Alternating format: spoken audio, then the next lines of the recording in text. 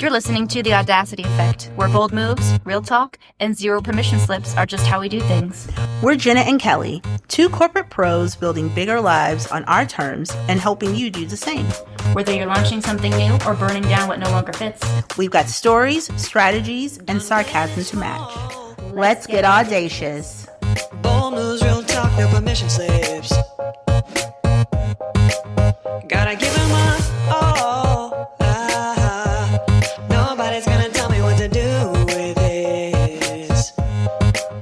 There is no blueprint, just my audacity. Done with permission. My dreams might need a pivot, might need a new scheme. Call it audacity effect. hi. Oh, hi. Are we sure we're good over there? I think so. I mean, the recording is good. Oh, nice. Not me, Not you. but it's normal. What's going on over there? A lot of... well, I was just telling you about my heartburn that I now get in addition. I had hot and sour soup last night. I'm just going to retell it. Why not? Go ahead. And I don't get it very often, but I'm like, I just really want some hot and sour soup. Shallie was talking about getting it from a authentic Chinese place. And I'm like, well, they don't have that here, but this will be fine. I have my one place I really like it from. Mm-hmm. And it's full of sodium and things that my tummy doesn't love, but it's not the worst. But usually the next day I wake up kind of bloated, look like Winnie the Pooh. You can pat that, or kind of like a man that drank a lot of beer. It's like a little hard tummy. Yes. So I was expecting that. So I woke up and I'm like, rubbing my tummy like Winnie the Pooh. And then I'm like, what is that? Ladies and gentlemen, I have added heartburn as a, aggressive heartburn. I had to take 2 Tums. And I have to get the natural Tums because the other Tums have the artificial sweetener and that hurts my tummy. So I can only, and somebody in my house has been eating my natural Tums, so I had to hide them. Like a tree? Well, no, I think they're just using them. But I'm like, okay. these are my special Tums. Back off. Special Tums. Yeah, you can eat the ones with the sweetener, and I can't. Leave my Tums alone. Apparently, I need them now. Well, and here we are. Here we are. Here we are. We were talking a little bit before about pet peeves. I have so many of them. Okay, give me 2. Only 2? Okay, yes. Okay, mouth sounds of any kind is definitely up there. And then I would have to just say slow people. Wait, stop. Mouth sounds. Like, how do you...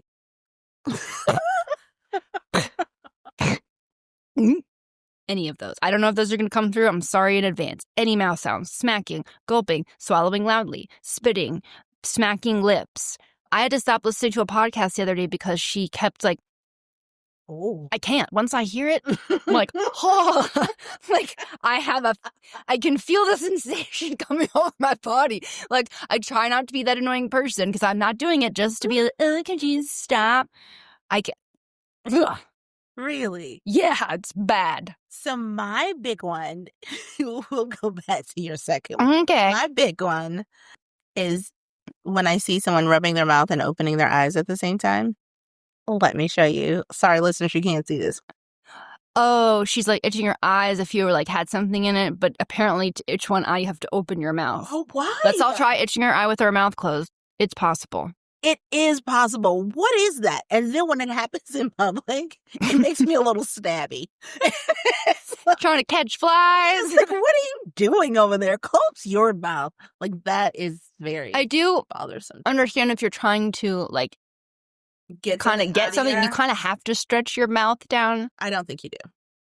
Yeah, I don't think you do. Okay, I only do that if I'm in the mirror because I'm really trying to get one of those clear fuzzy wuzzies out of my eye and little. Okay. Nope, you still don't need to open your mouth. I don't understand why.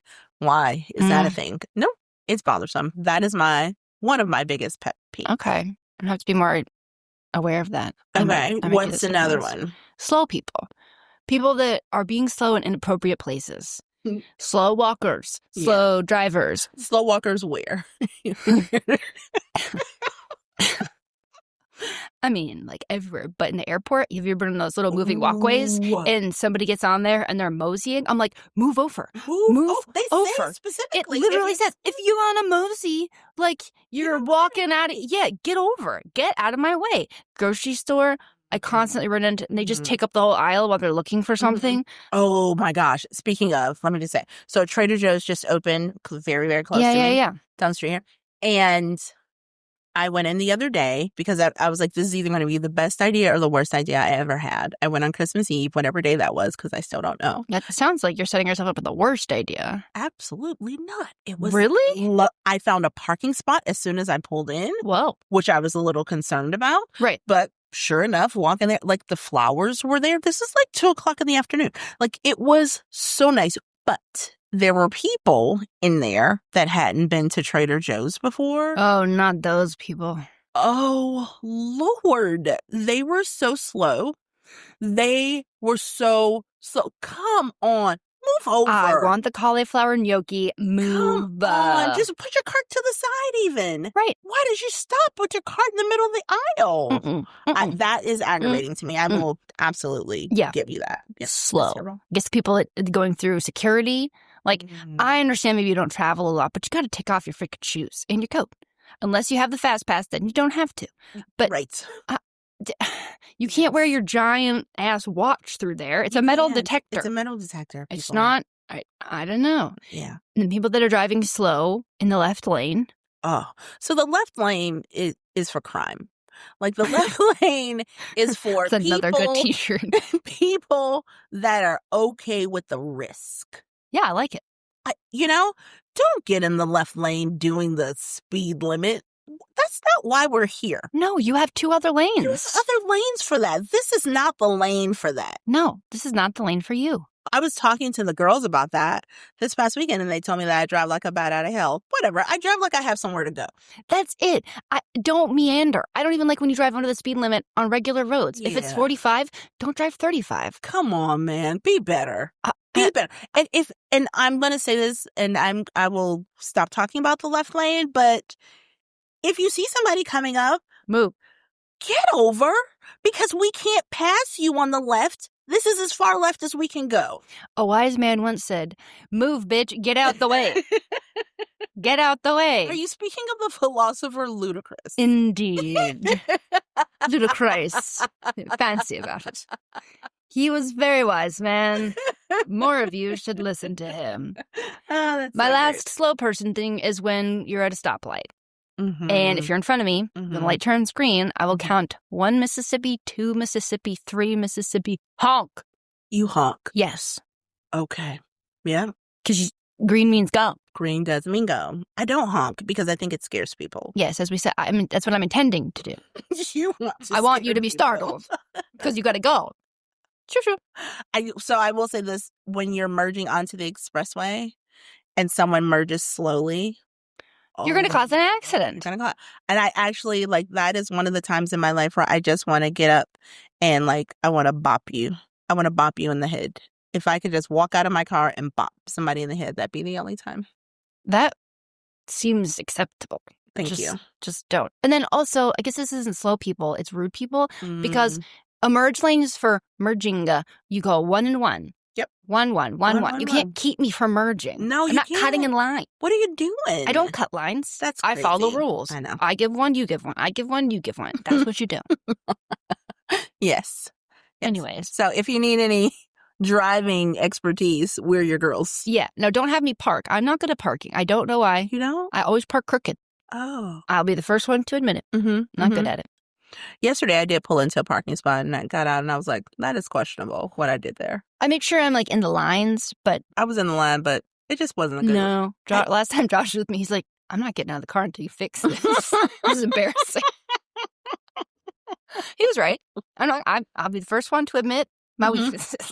It's not parking. I need, depth perception in me, It's not my testimony, as you say. No. I mean, we all have our things, but that ain't yours. No. One thing that is mine, though, is having a constant sense of urgency, which is what going to talk about today. I don't know if that came through with my 1 Mississippi, 2 Miss, and I'm already feeling I'm being generous by giving you the Mississippis. Wait, you are so right. I just realized that. Yes. Oh, and you do count, don't you? Yes, and I think I'm being courteous, like I said, with the Mississippis, because I really should just go 1, 2, 3, honk. But I go 1 Mississippi, 2 Mississippi. That gives you really 6 seconds. Mm-hmm. Stop looking at your phone.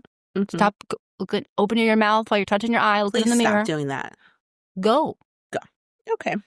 Yes. Yeah. So this is for the people that feel like they're always behind, even though nothing is on fire. Even if your pants are feeling a little toasty. Okay. So I often, I used to consider calm as lazy. I could be doing something. Yeah. Like I would always think like idle hands are the devil's workshop was always what I would think. And so I felt like I need to be like going and doing something like suddenly your hands are like on inappropriate pornography. I don't know about that. Hands, what are you doing?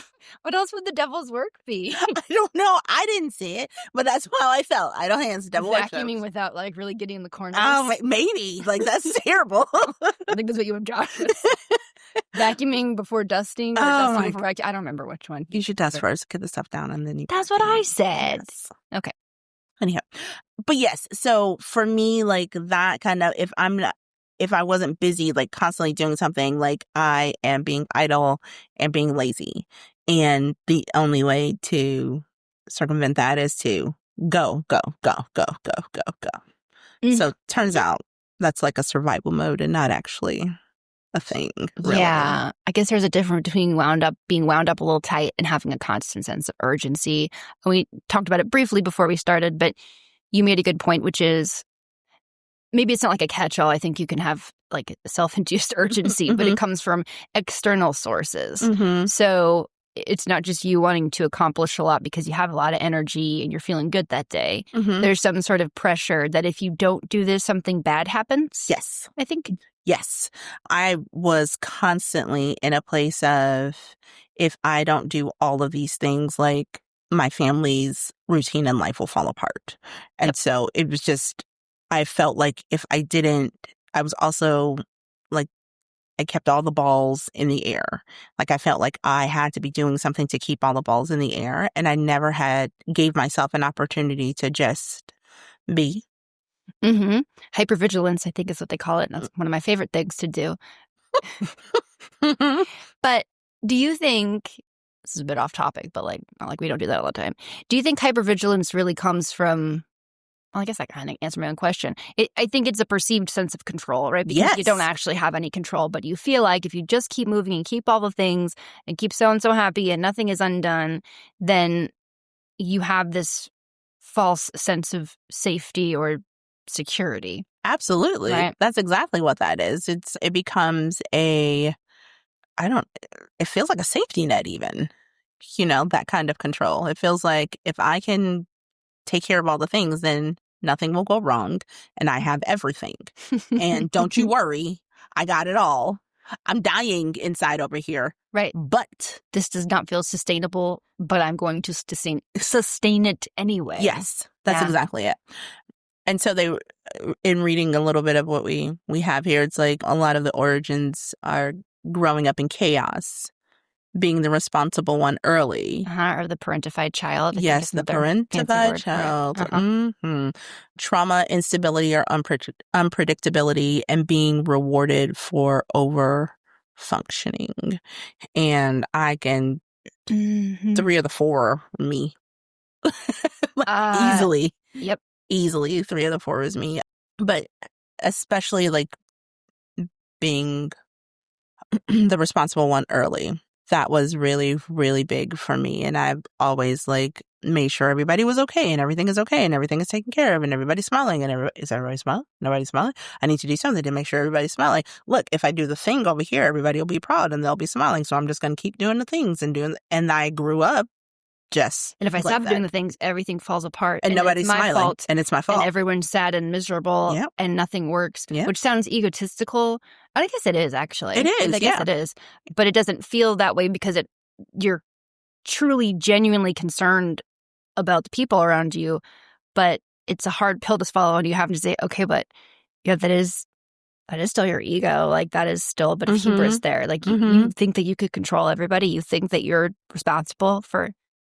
But when you grow up being made to feel that way, yes, it is really hard to transition out of that as an adult. Yep.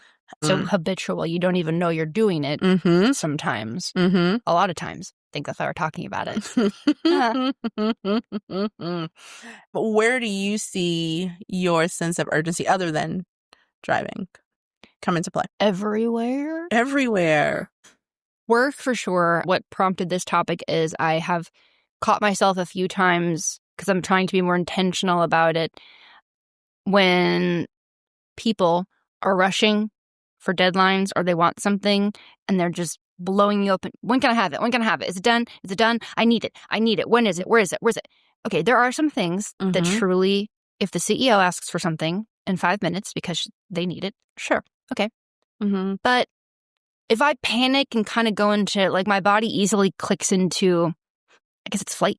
Yes. Flight mode or fright mode. I don't know, because I don't go anywhere. I stay right there. But it's like the adrenals kick in and I'm like, whoa, all right, I'm in my zone. Yes. I'm going to bang it out because we're going to go here. And, like, the urgency just kicks in. And I've paused and caught myself a couple times, be like, wait a second.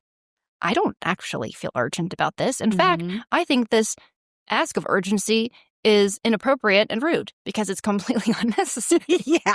Plus, I'm not actually going to get anything done faster if I stay at this high, like, stage. That's an official term. That's an official term for the stage. But, like almost like a caffeine high, but you haven't had any caffeine. So what I have found, I have this I really have made some adjustments here, but I had the sense of urgency a lot, definitely in parenting. Interesting.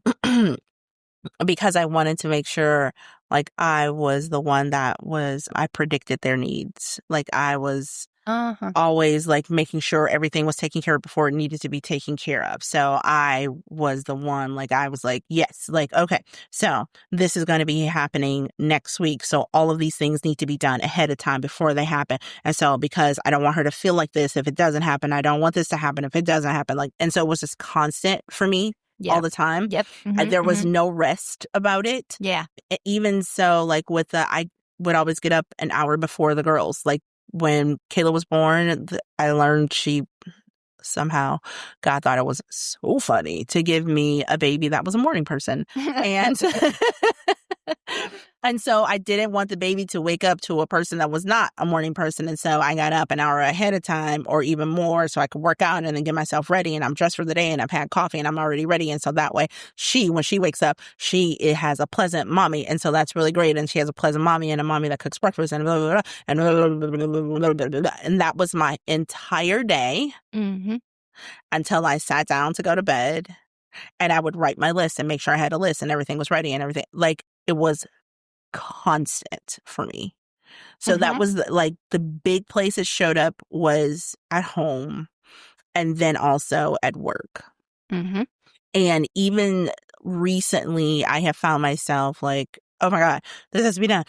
And so, you guys, I have never met a deadline.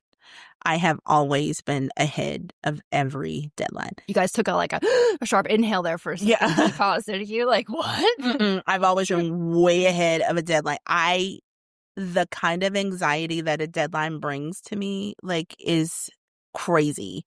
And I want to not feel crazy. So in my mind, in order to not feel that way, I just have to do it all really, really early, which causes its own sense. It's like this awful circle that I had put myself in. And even like recently, like, I was working on something and I was like getting kind of revved up because I was working on it and I had to stop and take a breath and understand nothing was on fire. Just me. Change your pants. Yes. Yeah. Like, the urgency, that bug is real, man. It is real. And I guess until we told you guys, we kind of just freeform this on the call. I was going to say on the pod. I've not necessarily thought of urgency and hypervigilance as a synonym, but they are. They are. And so maybe not for kids, but for every situation, I have to be running 17 different scenarios of mitigation potential, potential like in my head, no matter what. I have my day pretty much bulleted out, which there's nothing wrong with that. But I think one of the things we wanted to call out specifically to help differentiate between what's you just feeling energetic that day and being very organized and productive versus maybe there's some like nervous system regulation that needs to be going on because the urgency is not healthy. It's not. It's not healthy to live like that all the time. You really should be saving that for when somebody's dying or like someone fell and like you called 911. Or like you have to get a child snatched out of the way of a moving vehicle. Like that's probably the only time that the level of urgency that I know I bring, and I'm sure a lot of you guys bring to the table, should be utilized. And we just use it for writing emails. Yeah, come on, man. And that kind of energy changes the energy in the room too. And so you also need to, not that you need to work on changing the energy in the room, but be cognizant of what you're bringing to the room. Especially if you are a big personality and you bring a lot of energy to the room already. A lot of times, I think for me and for you and probably a lot of you listening, like you are setting the tone for the room, whether you mean to or not. Yeah. So even if you don't want to work on this for your own self, if you need to start off like doing it for other people, I think whatever it takes, just to be aware. Yeah. It's like frantic energy. Yes. Nobody wants that. No. So what are some of the ways that, I know we had some written down, but as we were talking, I was thinking about them because I know when perhaps overstimulated or being too urgent of other things because I small tasks become monumental for me, but then I'll procrastinate about them because I feel like I don't have the bandwidth, like returning packages. I literally live 0.1 mile from a post office and I will have something boxed and ready to go and I just won't take it because it feels like I can't handle one more thing. So the thought of having to go out of my perfectly planned route, like I'm going to work, I come back from work, I do this, I do that. I don't have 3 minutes to divert to go to the post office to drop this. That feels like an impossible task. Probably a sign. So when I'm in so what I have done in that space, okay. So we're going into this urgency thing, but a little diversion in that's like overwhelm. That's like that huge feeling of overwhelm. Yes. And so what I do is eat the frog. And so I'll spit up my tea. So it's a concept to call eating the frog, and I've used it for a very long time. So on my list, whatever list, the one thing that I don't want to do or the hardest thing that I have to do, I do it first. And then once I eat the frog, everything else goes down easy. So that is like my big push is to do like the hardest, the worst thing first. Just get it done. And if I can get that done, then I feel like I've accomplished the biggest thing in my day and everything else is easy. That's true. My frogs are always the stupidest shit. It can be the stupidest shit. Go online and pay a bill on a government website, which that's not stupid. That's always a pain. It takes you 47 tries. Yeah. Or drop off this package. I hate dropping stuff off at the post office. Return an item. I'd rather die. Yes, but that's how I get through the. That's good. I know. Anyway, sorry. Urgency. So, okay. So we are talking about your nervous system. So, like little signs. So it says, here are some signs. You rush when there's no deadline. That is silence. Silence makes you anxious. You multitask compulsively. Yes. You feel guilty resting. Yes. You need background noise constantly. If I had more than 2 hands, I would put them up. Like there can be no time. There has to be a podcast, TV, music, silence. I'm allergic. And I didn't even know that anyone noticed it except Josh said he called me when I was driving the horse trailer down to Raleigh last week and he's like, all right, well, I'll let you go back to, like, he just called to check in, and then he's like, okay, well, I'm going to let you go back to whatever podcast or music you're listening to compulsively since you can never be in silence. And I'm like, I'm sorry. What? But he's not wrong. He's not. I cannot. I think I get hives. Really? I can't stand it. Okay, keep going. That's my biggest. No, I think that's good. The last one was interpret stillness as stagnation, which that is my big one. I interpret stillness as stagnation, and I do multitask like a boss, I think, but actually not, because multitasking is not great. And I know this. I've read the studies. I got it. I know, but it just feels right. Sometimes it keeps you mentally stimulated, though, because I can't just pay. We went to the wine tasting class the other day. Like, I doodle. If someone's talking, I cannot focus on what doodle. They are. I've doodled for my whole life. I'll doodle in big corporate meetings. I'll doodle by myself. It doesn't matter.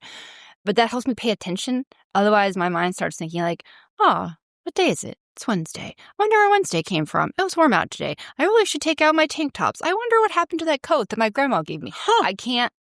But it helps, it must activate a part of my brain that calms me down a little bit. So this reads that is not motivation. That is a body that doesn't trust safety, which is crazy. You know what? So here's the thing that happens to me. So the quiet, the silence for you, for me, when I go to my nail appointment and I sit down, I'm exhausted. Like, I'm so tired because I'm still.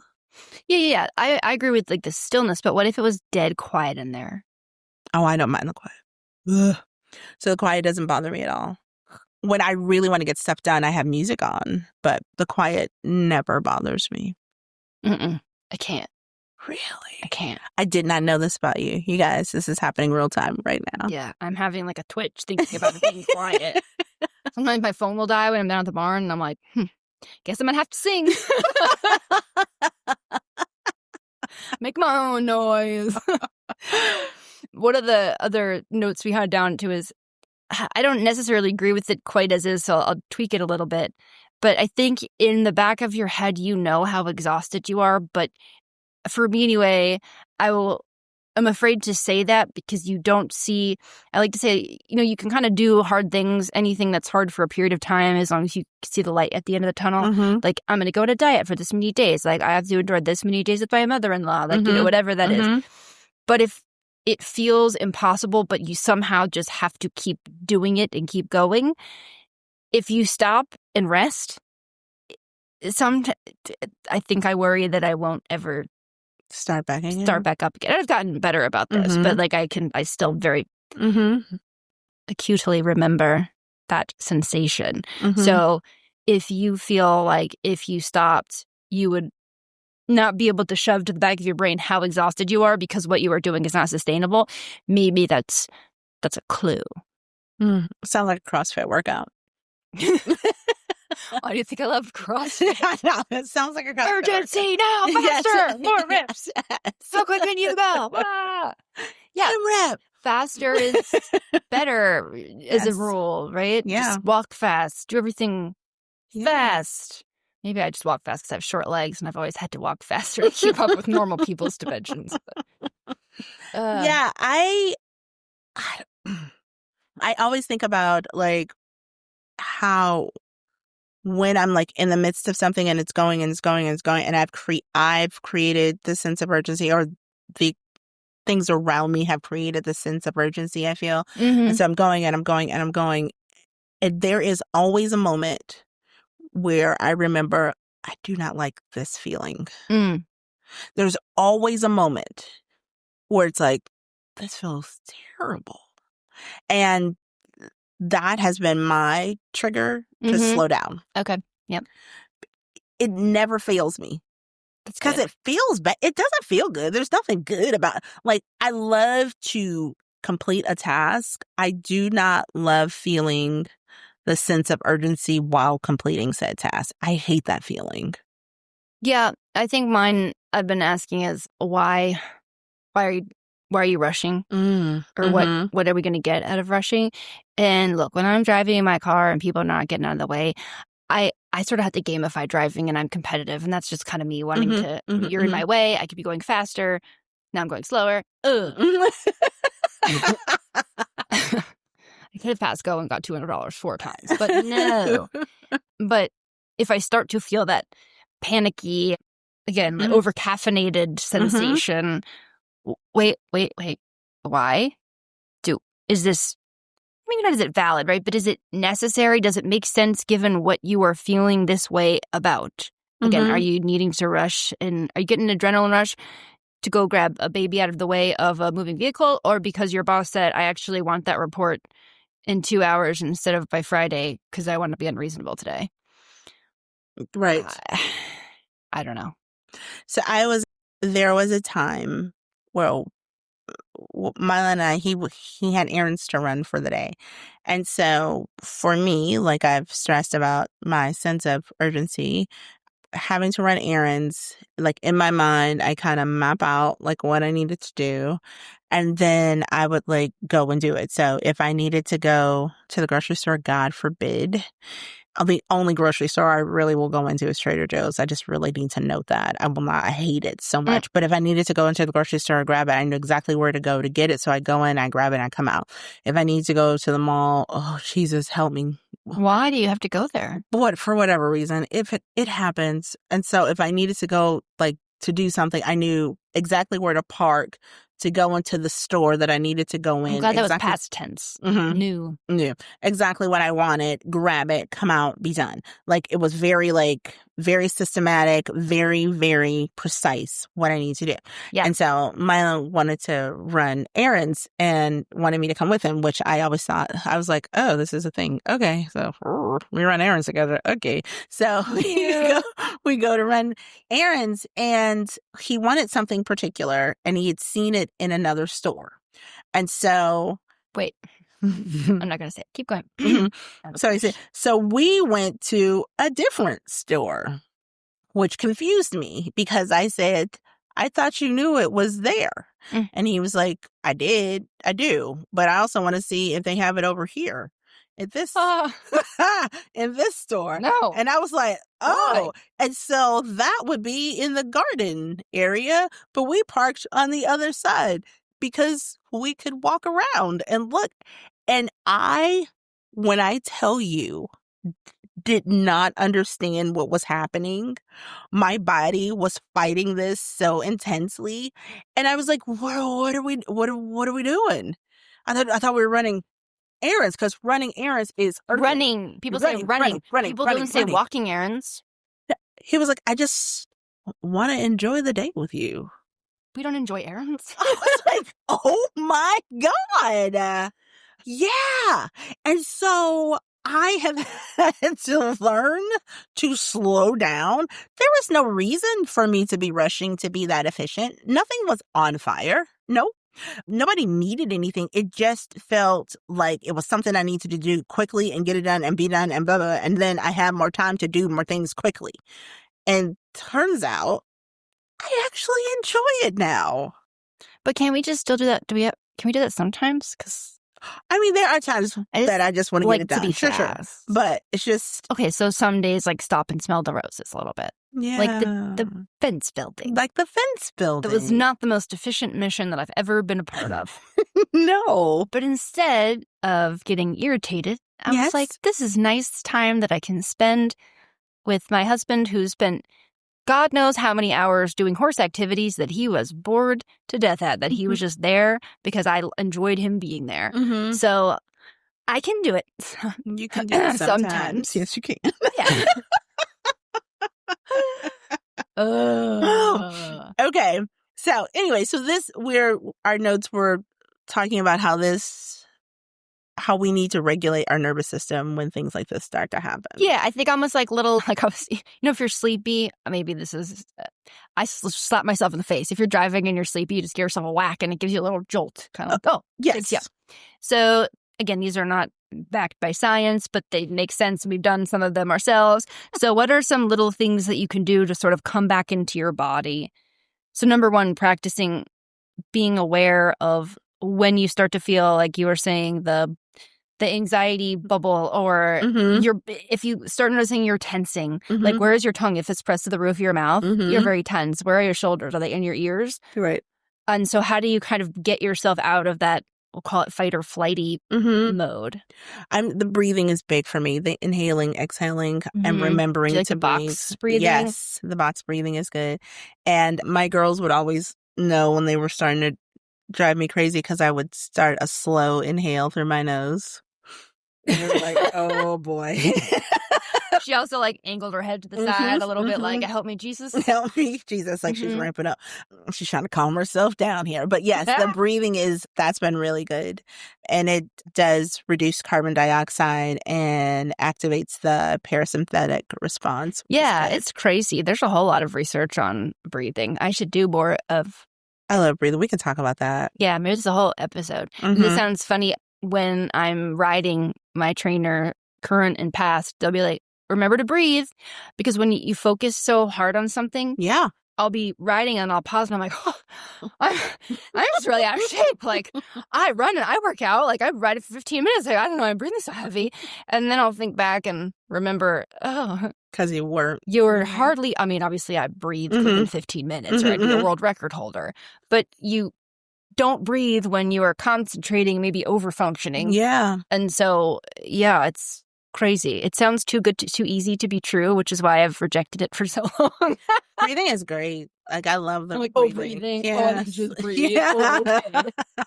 This is stupid. This is bullshit. Yeah, it's like eat cake for every meal and you won't have diabetes and you'll lose 5 pounds. Like, okay. Like, that's what it sounds like to me. Yeah, it turns out it works. Another one is the temperature reset. Like, cold is a reset button.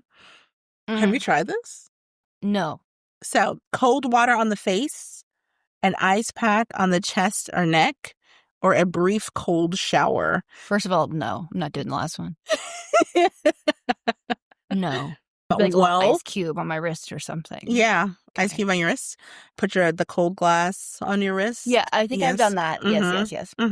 But it activates your vagus nerves and it pulls the body out of a panic loop.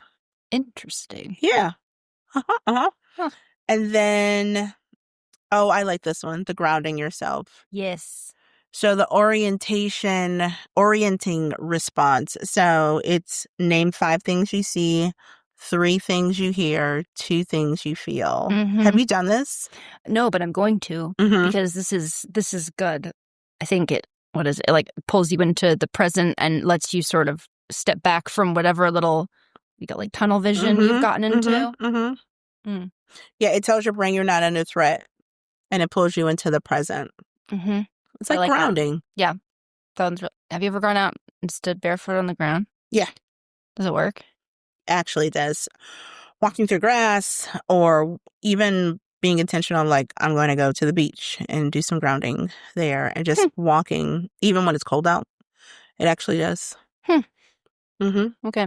I don't know. Yeah, that sounds weird, but I mean, I'm outside a lot, but I don't not wear shoes because usually I'm around a lot of poop. Yeah, well, then there's that. Let's not do it there. I can find a little spot to Yeah, stand, you will. probably. Oh, I like this one because we both use these. Pressure and weight, which I remember my little sweet Linky, who was a dog, he had a little thunder suit because he would get anxious when Anne has one. Hers is pink. It's like a little compression suit because the pressure just sort of helps relax a little bit. Plus, you look kind of cute in it. But weighted blankets, tight hug, laying on the floor with feet up on the wall. I've not done that one, so I can't speak to it.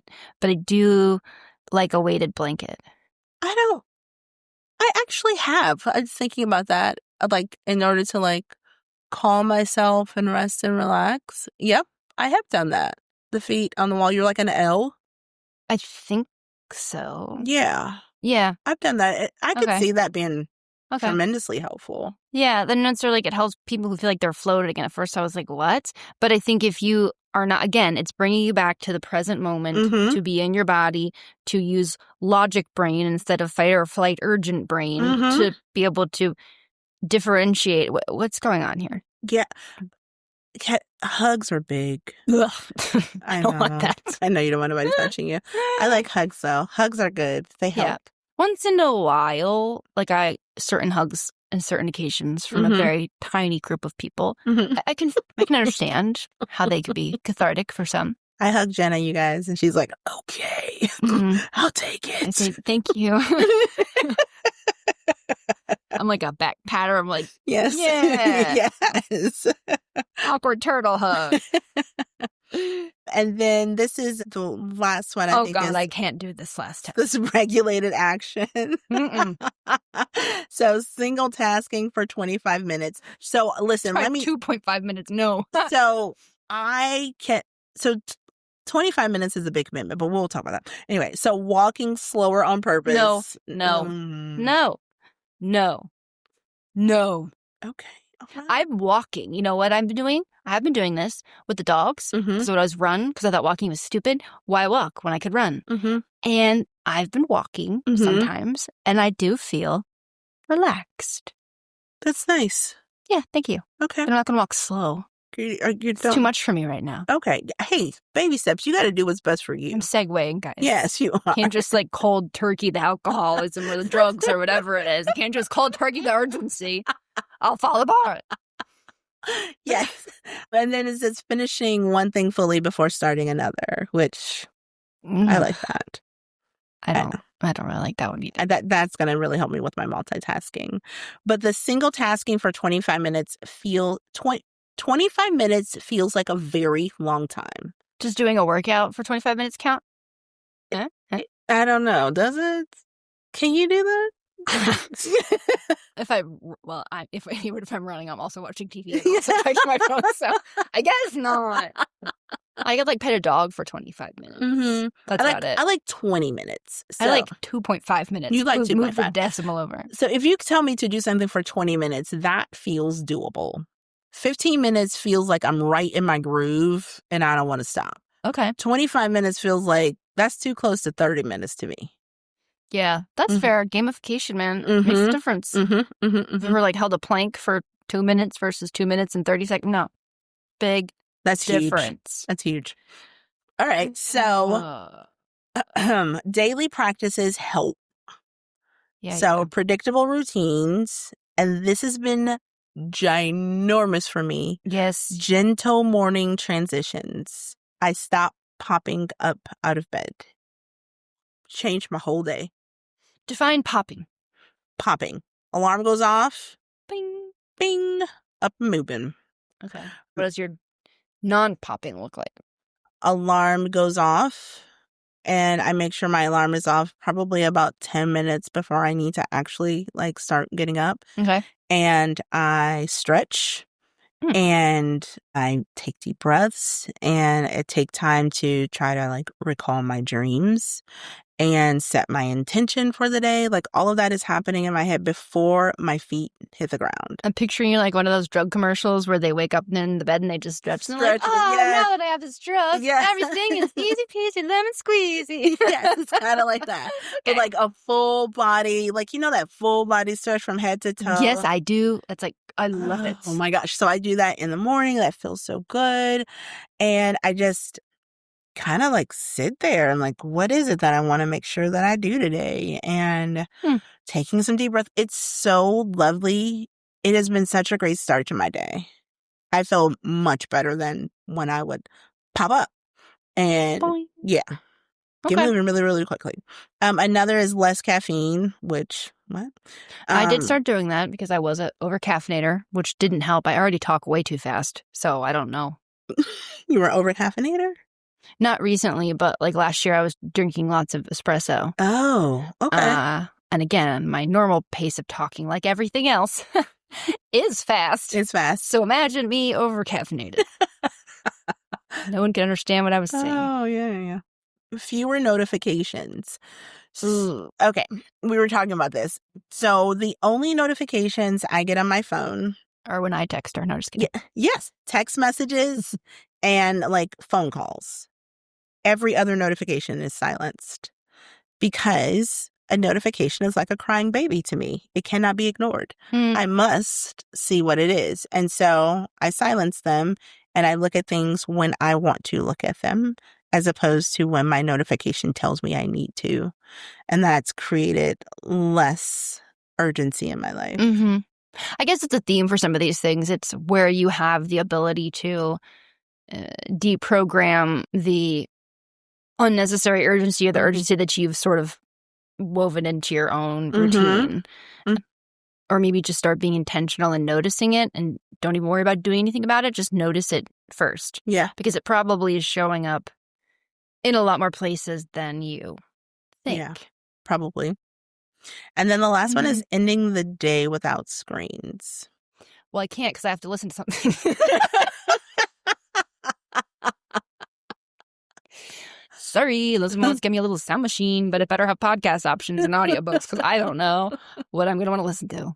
I do like listening to an audiobook or like a sleep meditation before bed. Yep. But I don't have a TV in my bedroom, so I'm not watching TV or not like looking at a laptop or anything like that before bed. But I like a good sleep meditation. Those are good. I like those when you do the body scans. That's where I started with the don't put your tongue on the roof of your mouth. Yes. I'm like, how did you know? How did you know that? Stop it. It's like, release your tongue from the roof of your mouth. I'm like, oh, it was up there. That wasn't was up there. Yes. Dang. Body scans are good. I need to get back to doing those. Mm-hmm. If you've never done one, usually someone walks you through it, but you could also do it on your own, I suppose. But you start just being cognizant of like the top of your head and your forehead and like relaxing it intentionally and then going to your eyes. What are your eyes doing? Let them relax. If they're squinting hard, I'm making this up as I go along. So there's people that do it. And then your mouth, your jaw, what are you doing? Where are your shoulders? And it goes all the way down your body. And so you kind of, sometimes I think some of the people even have you like tighten and then release so that you recognize feel it. Yeah. And speaking of what we were talking about last time, that my commitment to more body awareness, maybe that's something that I should do. It's just slow. So I wish there was a fast one. Is there body scan in under 90 seconds? I want that. It also helps you go to sleep. Like it really does. Yeah. I don't have trouble falling asleep. The good thing about when you're fast all day is once you hit the pillow, you're like, whoop, done. You're tired. You're done. For now, although I don't know, that might change. My sleep might be taken from me in my 38th year. No, you'll be fine. You'll be fine. So ask yourself, am I moving out of clarity or fear? And would I still do this if no one was watching? Because is it an external thing? Like, are you moving because you want to make sure that people know that you're moving? Or is it... Maybe what happens if you slow down? I don't think you have to slow down all the time. I'm never going to be a putzer from walking. But if, like you were saying, the day you're out doing errands with Mylan, you didn't have anywhere to be. So pausing and saying, do I need to be, almost like use your urgency quarters, like wisely? Yeah. I don't need to use that today. Like I don't have to run with the dogs today because I have 30 minutes before I have to get to work. So let me walk. And then it's sort of calms down the nervous system, I think. So little things like that. Start there. You know, one of the things we do before we go, one of the things that I love that we do in our meetings is before the meeting even starts, we have a segue. And it's just a little question about like, what was something that made you smile this weekend? Or what are you looking forward to? Or what's the best thing you've eaten? But it starts the meeting. And so everybody has to go around and answer it? Yeah. You go around and answer it. We have a smaller group. We go around and answer it, but it takes the edge off of the meeting. So like if people are coming in like hot, it takes the edge right off of the meeting. And so it's a great psychology tool as well because the meeting starts with people feeling pleasant. It's pleasant feelings.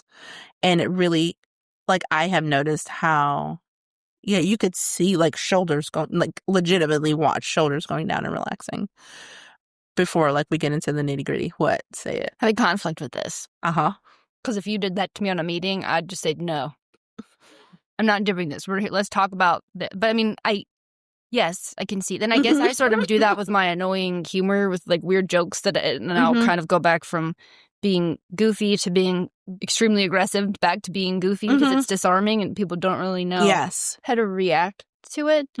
Lately, I've just been angry, but that's the funny part. So, yeah, I can see that. It's disarming. It can be.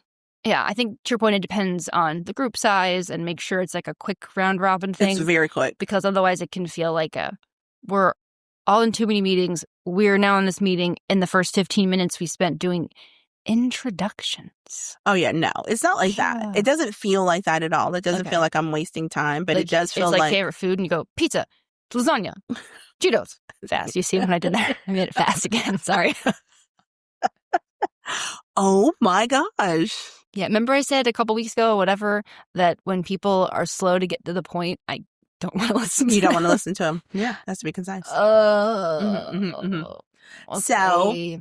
So we all need to slow down to actually move. Wait, what was your word? To incrementally get faster? Yeah. Momentum, yes. Yeah, slowing down will maybe give you more momentum. Yes. Overall. This is calm is not the absence of drive. It's the presence of trust. I could be calm and fast. You can't be calm and fast. I don't know how many times you said this, guys. Like, we're not coming to you with issues that we've solved. Generally, that Jenna has solved. It's usually ones that I'm actively noticing, and I'm like, oh, man, maybe I should deal with that later after I get my Can I deal with it quickly? If I can't deal with it quickly, I'm not dealing with it right now. Oh, my God. All right, you guys, so tell us, are you in a place of urgency? Have you overcome this need of urgency, or do you just not care and you just like listen to us and you're just gonna do whatever the hell you want anyway? I would like to hear more before and after. So if you are an urgency addict recovery person or something, whatever you would call that, what have you noticed? Like, what has changed in your life? Because again, I don't remember when we talked about it, but this year I worked out less and my body felt better and I was able to do more. So the less is more concept is still very difficult. That's something I'm working on, which ties into fast. Yes. So I would love to hear, hey, I was an urgency addict and then now not so much. And this is what it looks like. Yeah. That'd be great. Yeah. Please and thanks. Clearly I need help over here, people. But if you could tell them, if you could tell me your stories quickly. Oh my God. Just kidding, kind of. She is not. Just kidding. If you like put it in a comment on social media, go, I one like submission, one submission, like that would be probably what I deserve. Bless your heart. I love you. Okay, love you too. All right, you guys. We will talk soon. All right. Later, taters. Bye.